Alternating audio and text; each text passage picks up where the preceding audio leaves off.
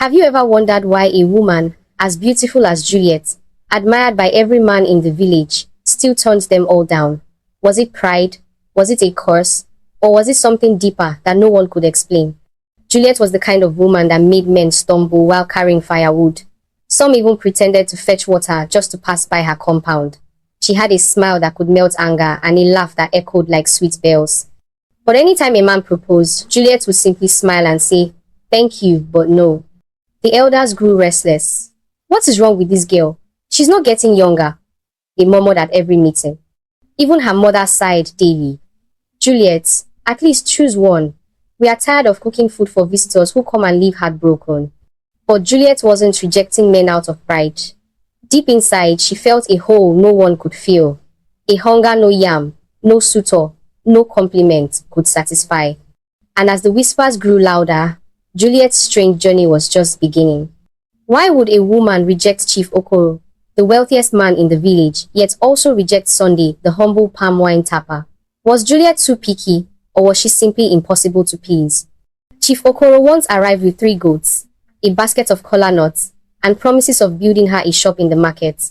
Juliet thanked him, collected the kola nuts politely, then shook her head.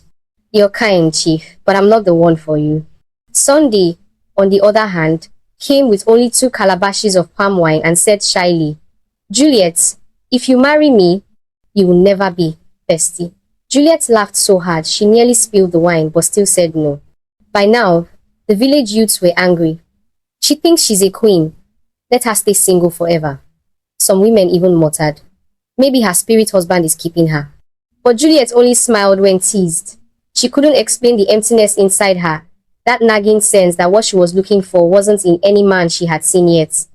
How long can a mother watch her daughter refuse suitors before she explodes? Mama Juliet had reached her limit. One hot afternoon, she stormed into Juliet's room while her daughter combed her hair. "Juliet, are you a witch? Tell me, because if you're not, then why are you rejecting men like flies? Do you expect an angel to come from heaven with a ring?" Juliet laughed softly. "Mama, please stop shouting. My head is paining me." "Your head will not only pain you, it will carry shame for me in this village," Mama continued. "Do you want to turn my compound into a resting place for disappointed bachelors? Every week they knock, they eat, they go. Are we running a restaurant?" Juliet dropped her comb and hugged her mother. "Mama, I swear I'm not proud. I just don't feel complete with them." Her mother sighed, half angry, half pitiful. "My daughter, if you keep waiting for perfection, you'll wait until your teeth fall out." But Juliet knew in her spirit her story was different. Something was coming, something that no one in the village was ready for. By morning, the gossip had grown legs and started running. At the stream, women whispered, "Juliet has a spirit husband."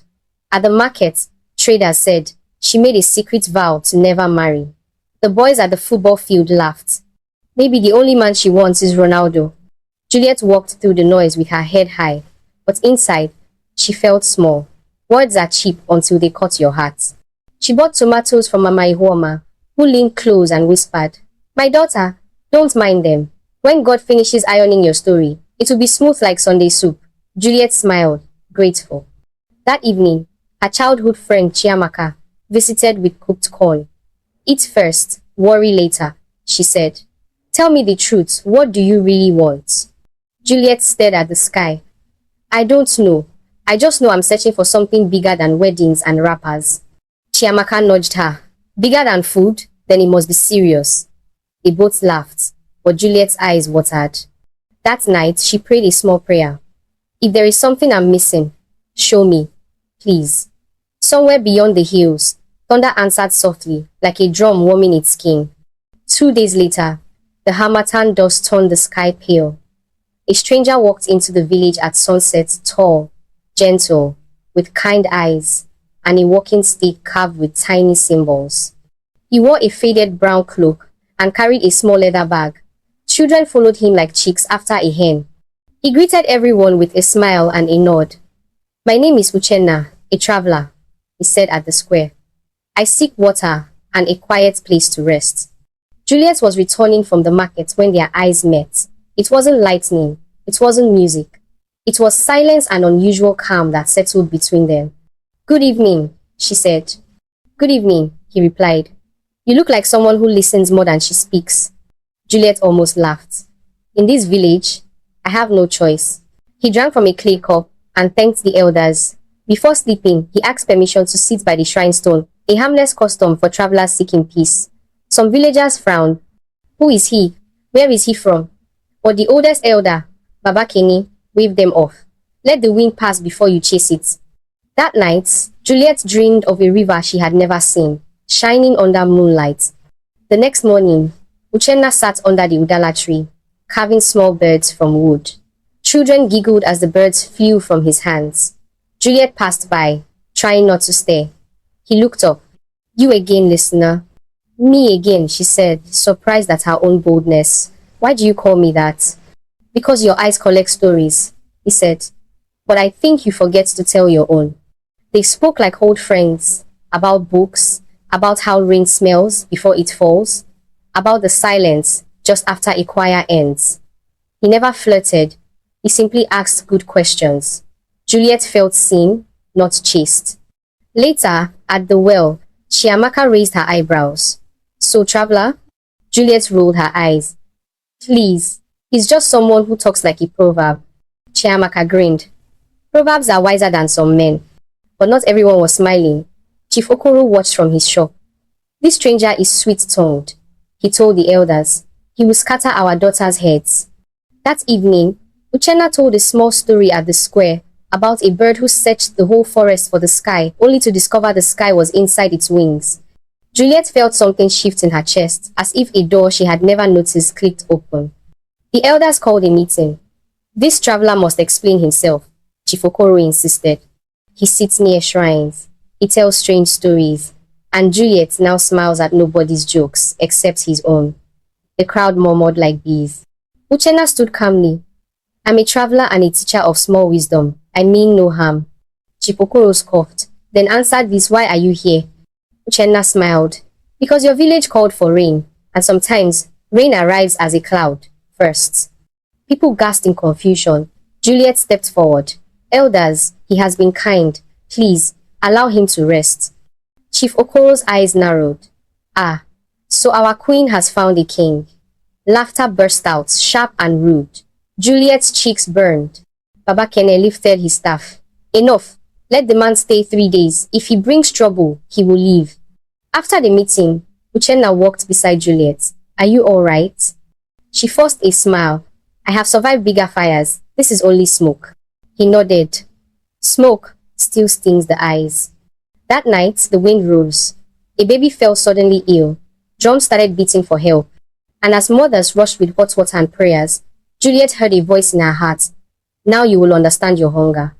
The baby who fell sick was Mama Uzo's only son. One moment he was laughing, the next his body burned like fire.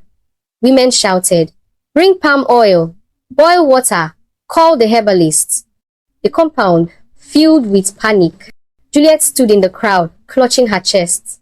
Mama Uzo's tears tore her heart. Suddenly, Uchenna stepped forward. He knelt beside the baby, whispered something no one heard, then touched the child's forehead with his carved stick. Within minutes, the child stopped convulsing. His breathing calmed. The crowd gasped. Is this man a healer or a sorcerer? Whispers flew.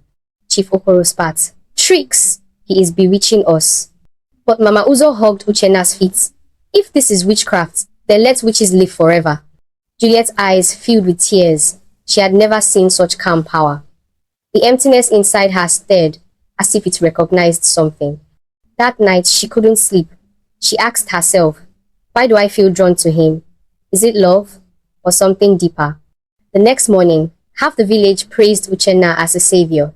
The other half whispered he was dangerous. Children followed him, laughing, but some adults crossed the streets to avoid him.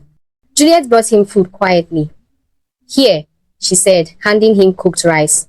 He smiled. Thank you, listener. Stop calling me that, she teased. I do speak sometimes. True, he chuckled. But when you speak, the world listens differently. Their laughter felt light, but eyes were watching. Mama Ifioma muttered, see her, smiling like roasted plantain. Tomorrow she'll regret. By evening, Chief Okoro gathered the young men. This stranger is stealing our people's minds. If Juliet falls for him, the whole village will follow. We must expose him." The youths nodded, already planning, but Juliet, unaware of their schemes, sat under the moon that night, listening to Uchenna tell a story about rivers. His words washed over her heart like cool water. For the first time, she thought, maybe I am not cursed. Maybe I was just waiting for him. 2 days later, the elders summoned Juliet. "Daughter, you've refused every man in this village. Now you walk with a stranger. Do you want to disgrace us?" Juliet raised her chin. "Elders, I have done nothing wrong. Is it a crime to talk with a traveler?" Chief Okoro banged his staff. "You mock us. This is why men avoid you. You are proud." Juliet's temper flared. "Proud? I could have married you, Chief, but I said no. Is that pride or wisdom?" The crowd erupted in laughter. Even Uchenna hid a smile. Okoro's face darkened like storm clouds. "Laugh today, cry tomorrow," he warned. Juliet went home shaking, but her mother pulled her aside. "My daughter, why do you fight the whole village?" Juliet whispered. "Mama, I don't know why, but when I'm with him, I feel full, like my hunger finally met food." Her mother sighed, touching her cheek. "Just pray it's not poisoned food." That night, thunder rolled again. Juliet wondered, was this man sent to heal her heart or to break it forever? That night, Juliet dreamed of standing in a wide river. The water was calm, but beneath it, dark shadows swam. Suddenly, Uchenna appeared on the other side, stretching out his hand. "Cross," he said. But when she stepped forward, the water rose, trying to swallow her. She woke up sweating. Her mother rushed in. "Again? Juliet, you've been tossing since midnight. What did you see?" Juliet hesitated. "Mama, what if this man is the answer and the danger at the same time?" Mama shook her head. "My daughter, a man who confuses your sleep may confuse your life." Juliet laughed weakly. "Mama, sometimes even beans confuse the stomach before it satisfies." The next morning, Uchenna saw her pale face. "Bad dream?" "Yes," she admitted. He only smiled gently. "Dreams don't lie, but they don't always speak in straight lines." Her heart raced. She wanted to believe him, but the river in her dream still whispered, "Beware." By now, the young men of the village could no longer hide their bitterness. While Juliet laughed with Uchenna near the well, Obi, one of her old admirers, clenched his fists. "So all my good gifts were nothing, but a stranger with a stick can win her heart?" Chief Okoro fueled the fire. "Youths, will you allow this traveler to disgrace us? He has bewitched Juliet. Tomorrow, he may bewitch your sisters too." That night, they plotted. Some wanted to chase Uchenna out. Others wanted to shame Juliet publicly. Obi suggested, "Let's catch them talking together. Then we will show the whole village." But fate beat them to it. The very next day, Juliet and Uchenna sat under the udala tree, sharing roasted plantain, when the youths appeared, pretending to play wrestling nearby. Their eyes were full of suspicion, waiting for a mistake. Juliet noticed and whispered, "Why do I feel like a goat in the middle of hungry lions?" Uchenna chuckled softly, because even lions must test the strength of what they fear.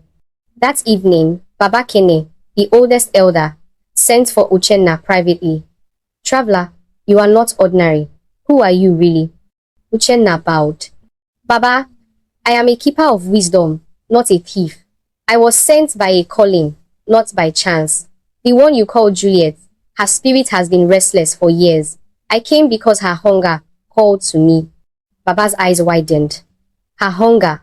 Explain." "Some emptiness is not for men to feel. Juliet's destiny is tied to water. She's chosen to become a voice, a healer, but fear has been choking her gift." Baba sighed deeply. "If I reveal this, the village will divide like dry wood." "Better division than destruction," Uchenna replied softly. Meanwhile, Juliet sat at home, restless. She didn't know that at that very moment, her life was being explained in ways that would change everything she believed. The next morning, Baba Kene gathered the elders. His voice trembled, but carried power. "Juliet is not cursed. She is chosen. The emptiness you mock is her spirit's call. And this man, Uchenna, is not here to steal her. He came to awaken what she carries."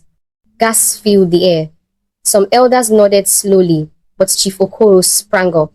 Nonsense! This is trickery.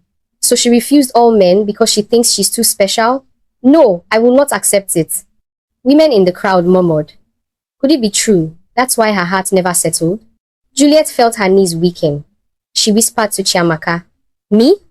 Chosen? How? I can't even cook soup without adding too much salt. Chiamaka chuckled nervously. Maybe God doesn't mind salty soup. But inside Juliet's chest, something broke open. A strange peace replaced the hunger, even as the village roared with debate. From that day, Juliet's life became both brighter and harder. Some villagers respected her, bowing when she passed. Others mocked openly. Look at our chosen one, Obi sneered. Maybe she will start flying soon. Juliet forced a smile but cried at night. Why me? Why not someone stronger? She whispered. Uchenna found her by the riverbank one evening. The stronger ones are busy pretending. The weak ones are honest. That's why you were chosen. She looked at him, tears in her eyes. But I'm scared. He nodded. Courage is not the absence of fear. It is moving while fear walks beside you. Their eyes lingered, but before she could answer, voices called from the distance, her mother's. The world never stopped watching. Juliet didn't know when it happened, but Uchenna was no longer just a stranger. She loved his quiet laughter, the way he treated children, the way he spoke to her as if she mattered. One night, she asked him directly, Do you see me as Juliet, or only as some destiny you must guide? He paused, then smiled. Both. But the truth is, you are more than either. You are not just someone's wife-to-be, nor only a chosen one. You are Juliet, and that is enough. Her heart thudded like a drum. But even as warmth spread inside her, fear whispered, If I love him, will I lose him when his journey continues? Dark clouds gathered over the village. A drought stretched longer than memory. Crops withered, rivers shrank, and hunger gnawed at every household. The elders gathered, desperate. The herbalists declared, The gods demand a sacrifice from the chosen one. All eyes turned to Juliet. She trembled. Me? Why me? Because your spirit has been calling louder than ours, Babakene said softly. Her mother wept, clinging to her. They will not take my daughter. Uchenna touched Juliet's shoulder. Sometimes, sacrifice does not mean death. It means giving up the life you thought you wanted for the one you are meant for. Juliet's tears fell hot. Could she carry the burden of an entire village? Could she give up her ordinary dreams for something bigger, scarier, and unknown? That night, as the drums beat and the sky stayed dry, Juliet whispered, If this is truly my path, then let me not walk it alone. The drought deepened. The riverbed cracked like broken glass. Children cried from hunger, mothers' eyes hollowed with fear. Even Chief Okoro, once proud, looked weak as his goats collapsed one after another. The elders turned to Juliet again. Daughter, your refusal of men was not foolishness. You were waiting for this. The gods chose you. Juliet's heart pounded. She wanted to run. But where would she go? The whole village carried the same thirst. That evening, she stood at the square, trembling yet firm. If my sacrifice will bring rain, I will not run. But if the gods are cruel, then let them punish me, not my people. The villagers bowed their heads, some ashamed of mocking her. Uchenna stepped forward. She will not face this alone. For the first time, Juliet saw fear in his eyes, not for himself, but for her. At dawn, Juliet was led to the shrine by the river bank. The drummers beat slowly, the sound heavy like footsteps of fate. Women wailed quietly, afraid she would be taken away forever. Juliet knelt, tears streaming. Uchenna raised his staff and spoke. The gods do not ask for death, they ask for surrender. Juliet, will you give your life not in blood, but in service? The crowd gasped. Juliet looked up, trembling. If service will bring rain, then yes, I give myself. The wind shifted. Clouds gathered, like soldiers returning home. A cool drop touched Juliet's cheek. Then another. Then the heavens opened. Rain fell in torrents, washing dust, filling pots, and drenching every soul. The villagers shouted for joy. Children danced in the mud. Women lifted Juliet, calling her Nne Mary, Mother of Water. But Juliet only looked at Uchenna, whispering, Was this all I was waiting for? He smiled sadly. Yes, And maybe, also me. The drought was broken. Juliet was no longer the stubborn daughter who refused suitors. She became the village's pride, a living reminder that sometimes emptiness is just space waiting to be filled by purpose.